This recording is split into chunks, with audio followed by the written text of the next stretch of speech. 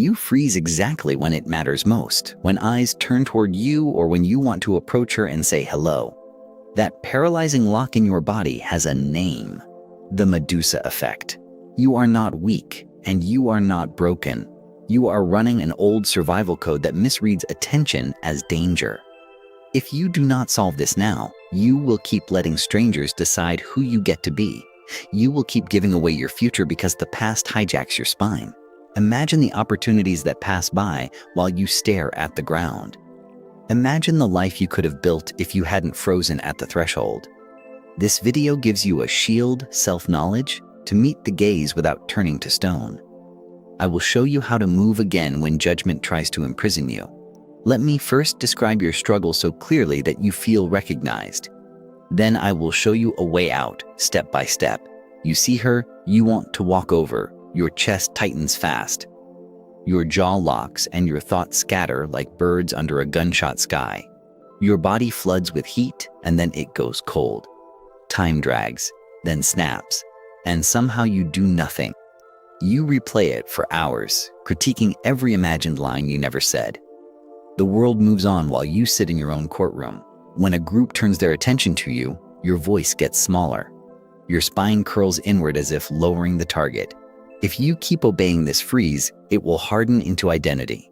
You will call it just who I am, and the cage will become comfortable.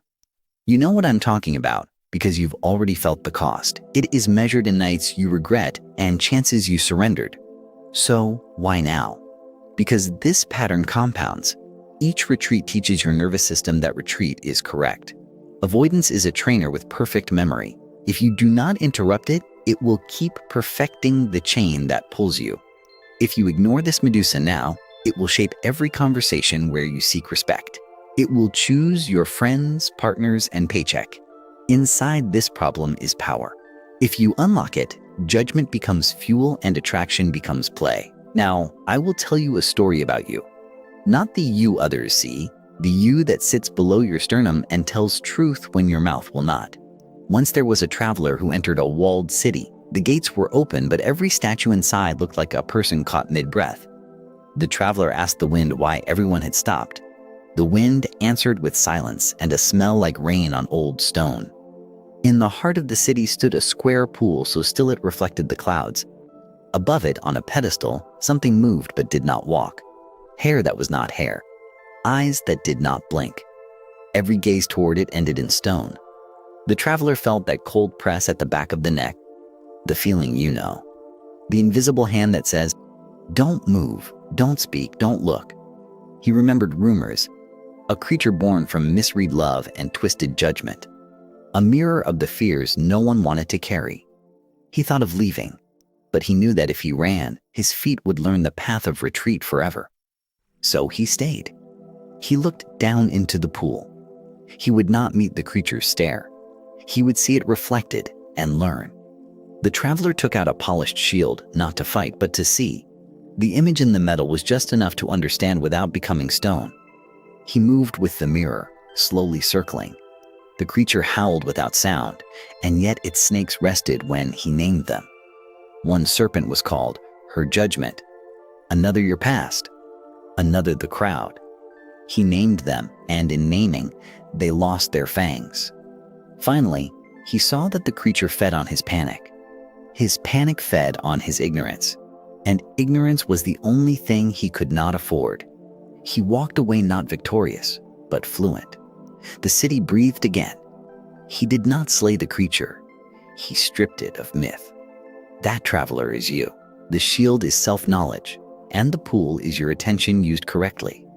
Carl Jung suggested that the inner image of the feminine in a man, the anima, can guide or sabotage. When you fear judgment, that image turns monstrous and rules you from below. If your inner image has been painted by criticism, betrayal, or early shame, it looks like Medusa. Every gaze from a woman, every eye from a group feels deadly. You freeze because your body thinks stillness is safety. Freezing is not failure. It is a very old wisdom misapplied to a modern moment. Ask yourself, when was the first time attention felt like danger? Where did your spine learn to lock? Notice the snakes. One hisses, you will be laughed at. Another whispers, you will be abandoned. Another promises, you will be exposed. You do not beat them by arguing. You disarm them by naming, then moving anyway with your shield up. Like Perseus, you do not stare into the horror. You use reflection and angles, not force and blindness. Here's the hard truth. If you wait until you feel ready, you will wait forever. Readiness is created by action, not the other way around. Pause and ask, how many years are you willing to tithe to fear? How much of your life are you willing to donate to silence? Now, let's step out of the story. Here is what you can do now to stop freezing under judgment and when approaching women. First, map your freeze. For 1 week, notice exactly where in your body the lock starts: throat, chest, stomach, legs. When it happens, breathe out slowly for twice as long as you breathed in. The long exhale tells your body you are not in a chase. Silently say, this is a surge, not a command. Separating the feeling from the order breaks the trance. Second, build your shield of self-knowledge with 3 anchors: values, evidence, and boundaries. You will carry these into any gaze. Values: choose 3 principles you stand on no matter who is watching, like honesty, effort, and respect. Memorize them until they speak faster than fear. Evidence: list 5 moments when you acted despite discomfort. These are your receipts when doubt tries to bargain. Boundaries: decide what you will not trade for approval. A man who knows what he won't give cannot be held for ransom. Third, learn the reflection technique. When facing someone who triggers the freeze, shift your attention to the edges. Their posture, the space between you, the rhythm of the room. Scan the environment like a navigator. Let your eyes rest on objects near them rather than drilling into their gaze. Then return with short glances. You are not avoiding, you are modulating intensity so you can stay online. Fourth, use micro approaches. Start with low stakes. Ask a passerby for directions even if you know the way, or comment on something neutral like the weather. Keep it brief. Success is not a phone number or a friendship. Success is the moment you move before the freeze finishes forming. Fifth, use the first line that costs you nothing. Hey, quick question, or hi, how's your day going? You are practicing entering the arena. Measure wins in actions, steps taken, words spoken, breaths recovered. What you repeat becomes who you are. Sixth, rehearse the worst case scenario. Picture embarrassment like a gust of wind. It pushes, you sway, and then you are still standing. Say to yourself, I can survive awkward. Freedom grows where survival is no longer in question. Seventh, take ownership before you speak. Inhale, drop your shoulders, let your eyes soften, and say inside, I choose to be here. Then act. Eighth, debrief after every attempt with 3 questions. What triggered me? What did I do anyway? What will I try next time? Keep it simple. Ninth, train your body between attempts. Do a short set of push-ups or a brisk walk before going into social situations. Movement clears the freeze residue. 10th, create a pre-ritual. Touch your wrist where an imaginary shield rests, picture its reflective surface, and feel the weight of your values in your forearm. 11th, practice the window, not mirror stance. The person in front of you is not a judgment screen, they are a window into another life. Look with curiosity, not self-measurement. Ask, what can I learn about their world? Questions pull you forward when fear wants to pull you inward. 12th, understand the negative anima and renegotiate. Close your eyes and picture the monstrous judge you fear. Ask it, what are you protecting? Then listen. You may hear, I protect you from humiliation. Thank it. Then assign a new role.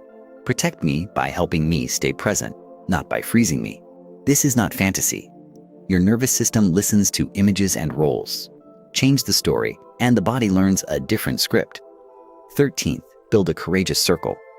One trusted friend, a coach, or a men's group where you practice short exposures and report wins. Accountability melts avoidance. When someone watches you practice, the freeze expects humiliation and instead receives support. This rewires the prediction. 14th, set clear limits with yourself. No alcohol before practice, no hiding behind your phone when your moment arrives. These crutches delay your victory. 15th, refine your environments. Choose venues where movement and conversation are natural: bookstores, markets, community events, classes. Lower the stakes, increase the reps. 16th, practice speak before spin. When you feel the first surge, speak within 3 seconds. Freeze is a builder that needs time. Deny it the supplies. 17th, treat setbacks as data. If you didn't move, capture one variable you'll change next time: time of day, location, first line, breathing tempo. 18th, anchor wins to identity. I'm the person who moves first. Identity is a quiet room you can return to when the crowd gets loud. 19th, cultivate calm through your day. Good sleep, steady meals, and sunlight in the morning reduce baseline threat so the freeze has less ground to grow in. 20th, practice eye softness. When you meet someone's gaze, let your eyes be warm, not drilling. Soft eyes keep your body from flipping on the alarm. 21st, translate judgment into signal. If someone looks sharply, take it as information, not a verdict. They are busy is a better story than I am worthless. 22nd, learn to leave gracefully. Freedom includes the freedom to disengage. If it doesn't feel right, thank them for their time and walk away. 23rd, remember, attraction is not a test you pass. It is an encounter you explore. Curiosity beats performance every time. When you approach her, your job is simple: see her world for a moment and let yours be seen. That's all. If silence comes, let it breathe. Silence is not failure. It is the canvas where connection paints. If she is not receptive, you have still won because you moved. Movement is your discipline and your liberation. Now, let's strengthen the shield with deeper self-knowledge. Write your Why I Move paragraph. 10 lines about why you refuse to be ruled by fear. Read it aloud each morning. Your nervous system trusts repeated vows more than scattered hopes. Create a values drill. For 1 week, choose a value each day and act on it publicly in a small way. Return the extra change. Speak truth gently. Hold a door with presence. These repetitions teach your body that your worth is self-issued, not crowd-funded. The Medusa starves without your panic. Use the one-breath rule during approaches. 1 full calm breath while you stand tall, then step and speak. Practice the orbit technique. Talk for 30 seconds, then pause and ask a question. Let your attention orbit between you, them, and the room. If your mind blanks, say the honest, simple truth. I got a bit nervous, but I wanted to say hi. Honesty disarms judgment like water cools flame. Rest when needed. Courage grows in waves. You are building a long campaign, not chasing a single victory. Now, I want to return to Jung's insight briefly. He warned that what we refuse to face within appears outside as fate. If you refuse your feeling life, the feminine within becomes an enemy outside. If you meet her within, she becomes your ally in the world. Ask yourself, what part of me have I treated like a problem rather than a guide? What grief or tenderness have I armored so long it turned to stone? Make space each week to feel without fixing. 10 minutes, eyes closed, hand on heart, breath slow, letting sadness, hope, and fear pass through like weather. This softens the inner image. The monstrous judge loses its workload, and your approach to the world becomes lighter. There is a simple mantra for moments of pressure. I am not a statue, I am a traveler. Say it and move your shoulders, neck, and jaw. Make your body contradict the freeze. Motion tells your mind a new story. We are safe enough to move. If you fear that others will judge you, remember that judgment is a projection booth, not a courtroom. It throws images. You decide whether to sit and watch. Stand up and leave the theater when the film lies about you. Go back to the arena where life happens, not the balcony where fear narrates. Here's a 2-week training plan to make this concrete. Week 1, daily body mapping, 1 micro approach per day, and the 1 breath rule. Week 2, double to 2 micro approaches per day, 1 courage conversation with a friend, and 1 longer conversation with a stranger. Track each attempt with a single word, moved or didn't. You will see the ratio flip faster than you expect. When your brain says, but what if she rejects me? Answer, then I get my rep in. Reps build freedom. Outcomes come later. If a group turns toward you and your throat tightens, count 3 objects in the room silently. Name their colors in your mind. Attention outward drains panic inward, then speak 1 sentence with weight. Pause. Let the quiet expand and hold your ground. If someone mocks you, let it land and fall. A grounded man absorbs less than he thinks and recovers faster than he knows. Your shield is not to hide behind. It is to see clearly. Reflection replaces panic with information. You have likely lived years under the gaze of a phantom judge. That judge was always you, wearing other faces. You can retire him now. Promote a different inner voice, the quiet mentor who says, "Move a little," and then nods when you do. When attraction appears, do not make it a trial. Make it an experiment in presence. How present can you be for 60 seconds? Presence draws more than performance. She will feel the difference even if she cannot name it. If you are judged, ask yourself what you would judge in their position. Most people judge what they fear in themselves. This helps you not to take it personally. Be the man who refuses to freeze his life for anyone's approval. Be the man who moves toward what matters. Let me arm you with 3 emergency tools for the hardest days. First, cold water on wrists and neck for 30 seconds. It downshifts the body fast. Second, posture reboot. Stand, plant feet hip width, pull shoulder blades slightly back, chin floating. Your spine teaches your mind. Third, the name and move script. Fear is here. I am moving anyway. Then take 1 step or say 1 word. You may fail on some days. Failure here is not evidence. It is feedback. Keep a light grip on mistakes so they cannot drag you. Place a physical token on your wrist or in your pocket to remind you of your shield. Touch it before you approach and remember your values. Create a vow you can say in under 5 seconds. I move with respect. I choose presence. Say it when the room turns toward you. Let that vow be your anchor when your mind offers excuses. Excuses are sugar. Vows are bread. Practice leaving with dignity when you choose to. Nice talking with you. Enjoy your day. Freedom includes exit as much as entry. Now, return with me to the city of stone. The traveler visits the square again. The pool is no longer a trap, but a teacher. He approaches the pedestal without hurry. The serpents sleep because panic no longer feeds them. One day he will meet a stranger by that pool and smile easily. He knows the secret. The gaze cannot turn to stone what is already alive. You are that traveler. Your shield is your understanding of who you are and what you will not trade. Your moves will be small at first. Then they will become your nature. Commit to 2 weeks and watch the ratio flip. Movement becomes default. Freezing becomes the rare exception. Remember the core, name the snakes, slow the breath, anchor your values, and move. That is the path out of stone. When you feel the room judging you, ask, what would I do if I were free right now? Then do the smallest version of that. Freedom grows through 1,000 small openings. Each one lets more air into the chest. You do not need permission to become unfreezed. You only need practice. If you had solved this years ago, imagine where you would be. Now choose to be there faster than your fear can file a complaint. Here is a final exercise to integrate the negative anima into an ally. Sit quietly and picture the feared gaze transforming into a calm guide. Ask her, how can I honor you today? Then follow the smallest suggestion that builds presence. Over time, the inner feminine becomes a compass, not a critic. She points toward connection, not catastrophe. When you meet a woman, bring that compass, not your courtroom. Bring curiosity, not defense. If she is kind, receive it without suspicion. If she is cold, respect it without collapse. Either way, you remain the traveler.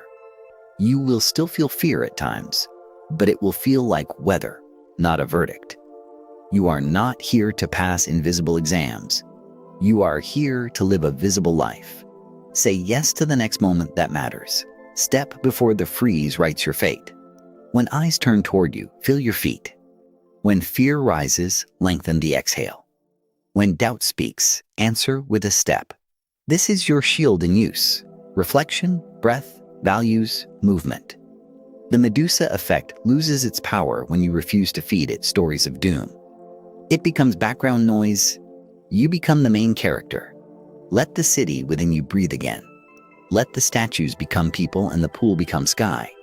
If you do this, You will not be controlled by judgment. You will meet it, learn from it, and walk past it. If you do not, your world will keep shrinking to the size of your fear. Choose expansion.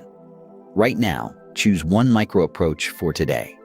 Decide your line, touch your shield, and move. Report your win to a friend tonight. Make courage social. Tomorrow, do it again. Freedom is repetition wearing a smile. You know what is at stake. Your relationships, your peace, your sense of self. You also know what is possible, a life lived in motion. You have the shield now, self-knowledge. Use it before the world decides your shape for you. You are not stone. You are the one who moves. Step, speak, breathe, repeat. I'll be hearing your ear when the room turns. But the step is yours, and it always will be.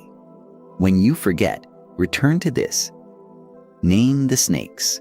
Soften the eyes. Hold your values. Enter the moment. No more statues. No more silent courtrooms. Only the traveler and the road. Go now. The city is waiting to unfreeze.